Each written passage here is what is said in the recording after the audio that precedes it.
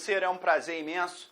Nós vamos tratar nesse módulo, nesse curso completo, que trata do Estatuto dos Servidores Federais, o Estatuto Civil dos Servidores especificamente em âmbito federal, da União, né? É a Lei 8.112. Nós temos que observar que a lei, ela trata, esse curso, na verdade, ela vai tratar de dispositivos tanto constitucionais, tanto dispositivos legais, né? E, obviamente, a gente tem que separar, eu separei a lei e o curso em si em 4 módulos. Primeiro módulo que trata do provimento e a vacância dos cargos, né? A gente tem que observar os conceitos de servidores públicos no sentido amplo, no sentido estrito, cargo, emprego, função. Também vamos ver as formas de provimento, formas de vacância. Também vamos ver a remoção, redistribuição e substituição, que são formas, na verdade, de deslocamento, né? Não implica nem provimento, nem vacância. Também vamos ver o que? A remuneração, entrando na parte de direito e vantagens do servidor. Jornada de trabalho e remuneração. É o primeiro bloco, né? Aí a gente vai observar na remuneração teto condicional, tudo, o que a lei trata sobre a remuneração. Beleza, esse é o primeiro tópico. O segundo tópico está ligado às vantagens do servidor público civil em âmbito federal. Temos aí as vantagens como os adicionais, as indenizações, as gratificações, né? E a retribuição por direção, chefia e assessoramento. E as licenças, né? Isso, na verdade, está ligado às vantagens do servidor público, né? Que está regido no seu estatuto. Beleza, esse é o segundo tópico. Aí, como tem muitas licenças, as gratificações, adicionais, indenizações, claro, a gente tem que ver cada tópico observando e sempre com teoria e logo em seguida o quê? Exercício. Vamos sempre trabalhar bota lá 2 exercíciozinhos, né? SESP, FCC, FGV, trabalhamos em diversas bancas e aí a gente sempre toma cuidado em cada detalhe. Aí, terceiro bloco, aí vem a parte dos direitos e deveres dos servidores, né? E também processo disciplinar, onde tem as penalidades, seus prazos prescricionais e todo o rito, o procedimento, tanto para a sindicância, tanto para o processo administrativo disciplinar do servidor público. Perfeito? E a sua responsabilidade. Tranquilo? Esse é o tópico 3, que é bem extenso, é bem longo, é muito cobrado em prova. E o quarto bloco, que é não tão cobrado, mas quando cobra, ou você sabe ou você não sabe, que é ligado aos benefícios previdenciários. A gente vai ver regras constitucionais básicas como aposentadoria, pensão, né, e outros benefícios previdenciários ligados ao servidor público. Perfeito? Com isso, a gente tem toda a Lei 8.112 definida exatamente de A a Z, tópico inicial até o tópico final da lei. Perfeito? Com isso, você não consegue, não tem como você errar uma questão ou deixá-la em branco. Perfeito? Maravilha? Vamos começar. Na verdade, meu nome é professor Leonardo Favarin e nós vamos tratar sobre o Estatuto dos Servidores Públicos Civis da União. Nós temos que, primeira coisa, observar o seu conteúdo constitucional, a sua previsão constitucional do regime jurídico único dos servidores. Na verdade, a primeira coisa que a gente observa é pegando o artigo 39 da Constituição Federal, tá? Esse daqui é o artigo 39 da Constituição Federal, que trata dos servidores públicos. E aí, ele vem falando, o artigo 39, vem falando que a União, os Estados, Distrito Federal e os municípios, todos os entes federativos, instituirão, no âmbito de sua competência, regime jurídico único. Então, está aqui a previsão da lei da criação, né, de um regime adequado para os servidores públicos. E planos de carreira para servidores da administração pública direta, das autarquias e das fundações públicas. Note-se, a primeira característica do regime jurídico único, do regime jurídico único, ele tem, na verdade, primeira coisa, a Constituição fala que vai ser implantado o regime jurídico único em cada ente da federação. Cada ente vai criar o seu regime jurídico único. Primeira coisa, quando a gente fala regime jurídico, está ligado à lei, né? A lei que vai tratar dos servidores públicos. Perfeito? Qual é a lei? qual é a regra para determinar qual regime vai ser adotado, qual procedimento, quais atribuições, onde vem a legislação dos servidores. E a primeira característica que o regime jurídico é o quê? É único. É como se falasse que é unificado. Todos da administração pública direta, da União, as autarquias e fundações têm que observar uma só regra, uma regra única. Então, o regime jurídico único veio para seguir um padrão. Todos os servidores da administração direta, vamos pegar da União, que no caso é a Lei 8.112, da União, da administração direta, tem que ter o quê? Um regime jurídico único, uma regra única, tanto das autarquias e também das fundações. Então, o regime jurídico único, ele contempla tanto a administração pública direta, tanto a indireta, as autarquias e as fundações públicas de direito público. Beleza. Aí, os estados, a administração pública direta, autarquias e fundações têm o seu próprio regime jurídico único. O Distrito Federal também. E os municípios também, né? Administração pública direta, autarquias e fundações.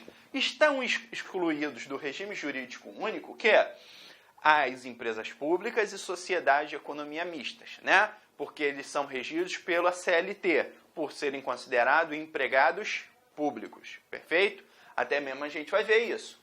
Só que aconteceu que essa redação aqui, na Constituição Federal, é a redação original de 88. Primeira característica. Essa daqui é a redação originária.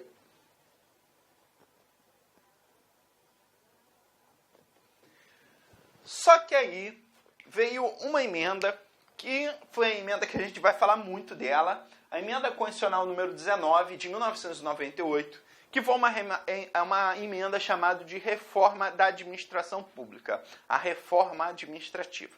Essa emenda aqui, ela trouxe vários dispositivos, como o aumento da estabilidade de 2 para 3 anos, também o princípio da eficiência foi colocado por força dessa emenda, a criação dos contratos de gestão tiveram muita força na emenda 19, e aí a gente observa que a emenda 19 ela trouxe vários dispositivos e também o artigo 39, um novo artigo 39, que sofreu uma modificação. O seu artigo 39 originário veio depois um novo dispositivo que trouxe essa emenda constitucional, trouxe o novo artigo 39, falando que a União, os estados, o Distrito Federal e os municípios instituirão conselho de política de administração e remuneração de pessoal integrado por servidores designados pelos respectivos poderes. Ué, o artigo 39 acabou com o quê? Com regime jurídico único. Perfeito? Então, a emenda 19 de 98, ela excluiu o regime jurídico único. Falou que, na administração direta e indireta, autarquias e as fundações podem ter mais de um regime. Pode ter mais de uma regra para atribuições, responsabilidades, direitos e deveres dos servidores. Então, eles podem implantar nas autarquias e fundações tanto a CLT, tanto um outro estatuto. Pode. Então, foi feito em 98, não precisava mais obedecer o regime jurídico único. Então, a gente tinha concurso público para médicos seletistas e médicos estatutários. Perfeito. Cargo, emprego. Tu pode optar por qual concurso vai fazer. Só que esse artigo 39 aqui, ele vigorou de 1998, 15 de dezembro de 98, mais ou menos, né? 15, 12 de dezembro de 98, até 2008. Em 2008, o Partido dos Trabalhadores ingressaram com uma ação direta de inconstitucionalidade frente ao artigo 39. Por quê?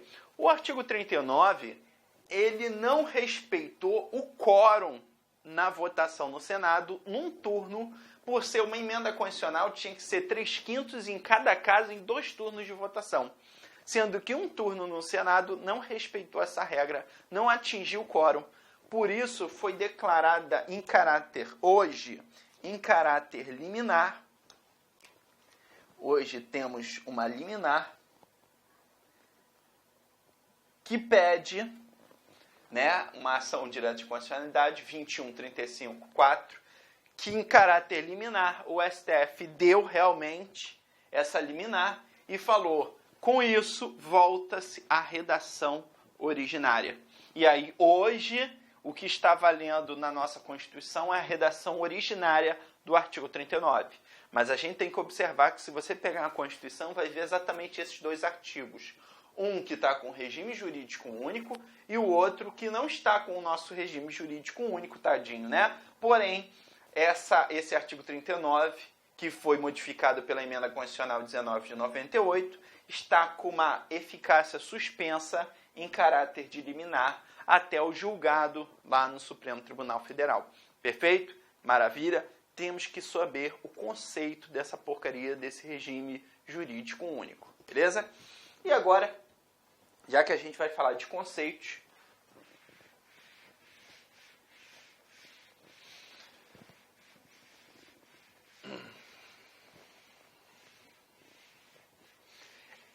primeira coisa, nós temos que observar os conceitos de agente, né? E antes de entrar nesse quadrinho, nós temos que definir os conceitos primários de agente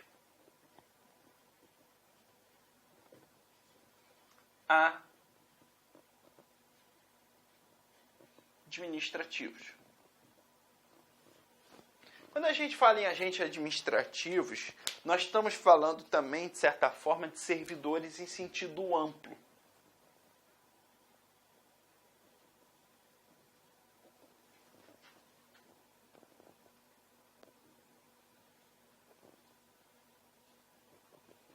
Estamos falando em servidores em sentido amplo, né?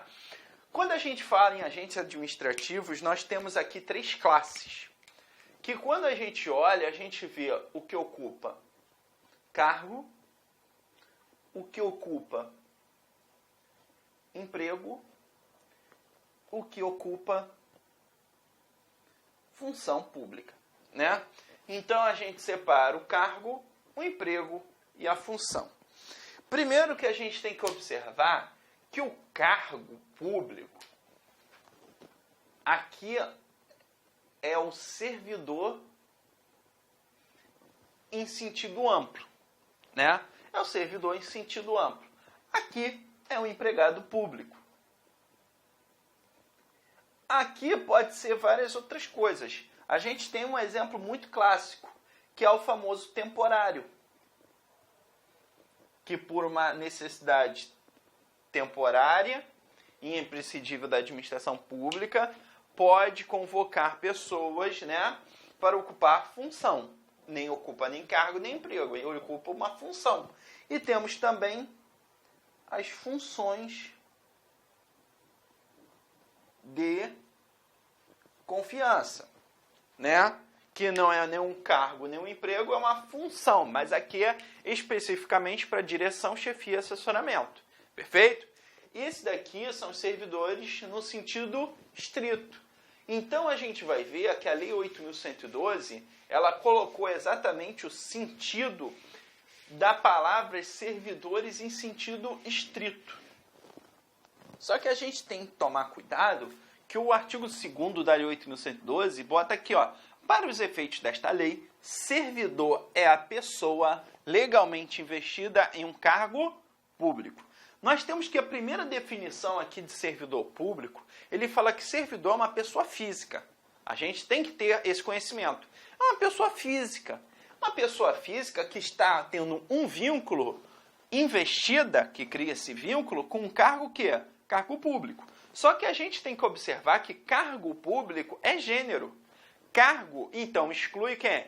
Os empregados e os que possuem função pública. Então, eu só estou falando para os servidores em sentido o quê? Estrito, né? Ele é um agente administrativo, é um agente público, né? Tá lá naquele conjunto que contém, beleza? É toda a classificação. Agente público, agente administrativo, servidor. Beleza. Cargo.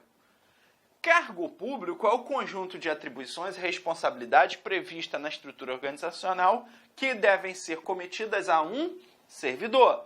A gente sabe que cargo é gênero que pode ser cargo efetivo ou cargo em comissão. Então, tanto se eu falar que ele ocupa um cargo efetivo ou um cargo em comissão, ele entra no conceito de quê? De ser um servidor, porque ele é uma pessoa física que ocupa um cargo público, perfeito?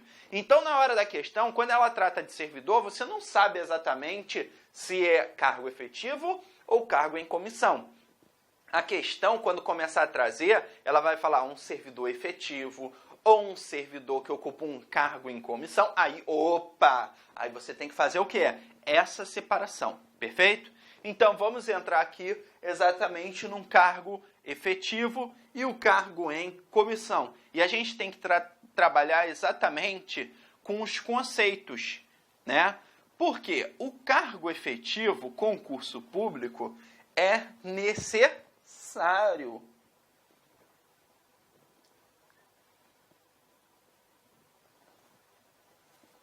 Primeiro conceito que eu quero que vocês tenham, que o cargo, para você ter um cargo efetivo, é necessário realizar o quê? Concurso público, perfeito? Então, isso está lá na força no artigo 37, inciso 1 da Constituição, né? Que fala que cargo efetivo ou emprego público tem que realizar um concurso público de provas ou de provas e títulos, perfeito? Já o cargo em comissão, ele dispensa concurso público, né? Só que a Constituição fala que vai ser reservado o quê? Um percentual, né, mínimo reservados aos que possuem cargo o quê? Efetivo. Então, percentual mínimo previsto em lei para quem ocupa cargo efetivo. Beleza.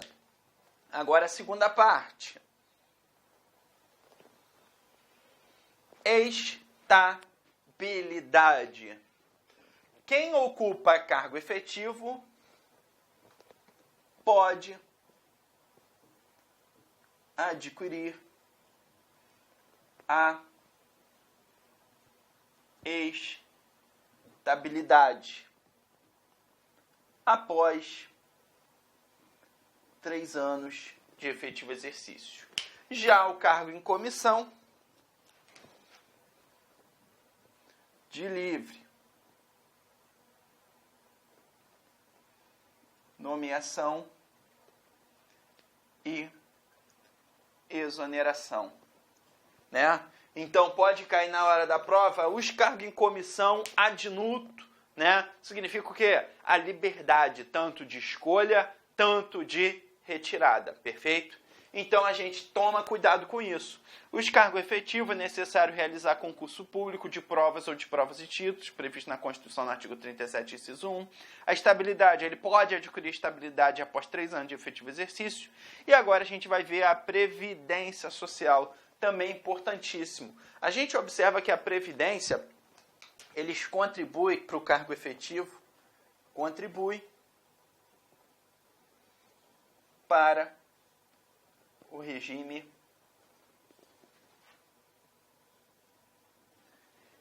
próprio, né? O regime próprio previsto no artigo 40 da Constituição, que trata da aposentadoria deles. Já os que ocupam cargo em comissão, aí a gente bota assim, ó, exclusivamente cargo em comissão contribui para o regime geral de previdência social.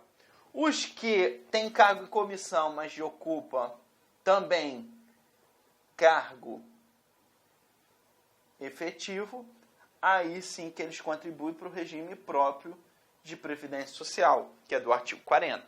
Né? Aqui é como se falasse, aqui é INSS e aqui é a própria administração pública. Perfeito? Maravilha. Observamos que não tem nenhuma dificuldade por enquanto. Eu estou botando níveis bem básicos, bem conceituais, tranquilo, não tem dificuldade nenhuma. Beleza? Vamos agora para o próximo, vamos tratar agora dos requisitos. Requisitos, tanto que eu falo, são requisitos constitucionais e requisitos legais para obtenção ao seu cargo público, né?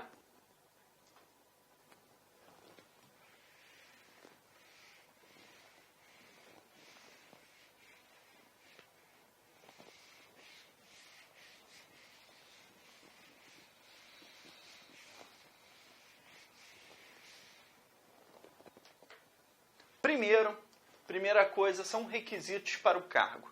Nós vamos observar que a Constituição, lá no artigo 37, inciso 1, que a gente estava tratando, ocupa os cargos, os empregos e as funções públicas são acessíveis aos brasileiros que preenchem os requisitos estabelecidos em lei. Então, vamos botar aqui: cargo, emprego e funções públicas são acessíveis aos brasileiros que preenchem os requisitos estabelecidos em lei. Isso daqui, a doutrina entende-se como uma norma de eficácia contida, né? Porque a lei vai prever, primeiro, cargo, emprego ou função são acessíveis a todos os brasileiros? São, né? São acessíveis aos brasileiros. Mas, aos brasileiros que preenchem requisitos estabelecidos em lei. Se a lei não prevê nenhum outro requisito, só falou assim, idade de 18 anos, beleza. Então, até que ponto essa norma conteve esse direito do brasileiro? Então, quando eu falasse assim, se não tiver a lei, os cargos, empregos e funções são acessíveis a todos os brasileiros. Porque não tem nenhuma lei retirando, suprimindo esse direito a ocupar um cargo público. Beleza? Mas a gente vai ver que também a lei fala para os estrangeiros. Olha que interessante. Aqui, a gente vai ver que existem tanto para os brasileiros, tanto para os estrangeiros. Aos estrangeiros, na forma da lei. Olha que interessante. Primeira observação. Quando a Constituição diz aqui na forma da lei para os estrangeiros, não é mais uma norma de eficácia contida. Na verdade, aqui é uma norma de eficácia limitada. O que eu quero dizer com isso? A norma de eficácia contida precisa de uma lei para suprimir o alcance desse direito, né? No caso aqui, se não tiver a lei prevendo, é acessível a todos os brasileiros. Se não tiver lei para o estrangeiro, não há de se falar em cargo para o estrangeiro. Note-se que aqui eu exijo uma lei para criar quais os cargos vão ser acessíveis aos estrangeiros. E a gente vai ver que a lei 8.112 coloca determinados cargos para professor de universidade, técnico científico, só no percentual para os estrangeiros. Podem ser ocupados por estrangeiros. Somente esses? Somente. Porque a lei falou que agora, em regra, é para brasileiro. A exceção é quando tiver previsto na lei, que a lei 8.112 colocou, né? E aí a gente vai ver que podem ser ocupados por estrangeiros. Se a lei 8.112 não tratasse sobre esse dispositivo e colocasse vagas para estrangeiros, os estrangeiros não poderiam fazer concurso público no Brasil. Perfeito? Maravilha. Então, vamos lá. O artigo 5º da Lei 8.112 trata de são requisitos básicos para investidura em cargo público. São requisitos básicos. O parágrafo 1º fala que as atribuições do cargo podem justificar a exigência de outros requisitos estabelecidos em lei, né? Cargos para auditores da Receita, cargos para carreira de polícia não, né? Polícia, segurança pública, cargos para diplomatas, cargos para não sei o quê, né? E aí tem que ter uma separação, perfeito? Pode pedir mais requisitos do que apenas esses básicos, né? Então vamos ver primeiro os requisitos básicos, que esses que são realmente cobrados em provas. Os demais depende se tiver expresso no edital o cargo é de segurança pública, então vai ter que ler a lei do cargo tal. É muito difícil, mas se tiver, tem que dar uma lida, sabendo que são requisitos básicos para investidura em cargo público. E a gente vai ver que a investidura, esses requisitos básicos, é na data da posse. Perfeito? Não é a partir da inscrição do concurso público que você tem que ter. Primeiro, a nacionalidade brasileira. Porque aqui a Constituição falou que são acessíveis aos brasileiros, sejam eles natos ou naturalizados. Perfeito? Inciso 2, o gozo dos direitos, o quê? Políticos, né? Não pode ter suspensão nem a perda dos seus direitos políticos. Maravilha? 3, a quitação com as obrigações militares e eleitorais. Então tem que apresentar lá que você está quite com serviço militar, tá votando, né? Ou justificou as últimas votações, vai ter que apresentar isso tudo lá no dia da sua posse. O nível de escolaridade exigido para o exercício do cargo. Note-se que você fez o concurso de nível médio. Muita gente me pergunta assim, pô, professor, eu fiz o concurso aí do nível médio, mas eu já até tenho nível superior. Posso levar meu diploma de faculdade? Pode, ué. Com diploma de faculdade, você já mostra que você está acima do quê? Do nível de escolaridade exigido para o exercício do cargo. Perfeito? Beleza? E aí, até às vezes, bom, que você pode receber o adicional de qualificação, determinados cargos você pode ter o adicional de qualificação, né? E aí mostra também que você tem nível superior. Você, quem sabe, pode ser aí mais observado, né? Para uma chefia, alguma coisa. Então, é importante. 5, a idade mínima de 18 anos. Note-se que para o direito administrativo tem idade mínima. A gente sabe que para a CLT, a partir dos 16, o cara pode trabalhar. Mas para o direito administrativo, a idade mínima é de 18 anos. E aptidão física e mental. Aqui você vai comprovar a sua aptidão física e mental tanto pelos exames que vão pedir pressão do olho, pressão da orelha, pressão do nariz, pressão da boca, pressão da língua, né? Não sei o que, vão pedir um monte de exame. E também vão fazer o quê? Uma aptidão física e mental feita pela própria perícia do órgão que você está sendo, né, investido. Perfeito? Eles também vão avaliar você para ver se você está apto a assumir o seu cargo público. Maravilha? Perfeito? Então, fechamos aqui essa primeira parte. Na próxima, a gente vai já tratar de concurso público, regra para o estágio probatório, estabilidade, nomeações e as formas de provimento. Beleza? Um forte abraço aí e nos vemos no próximo bloco.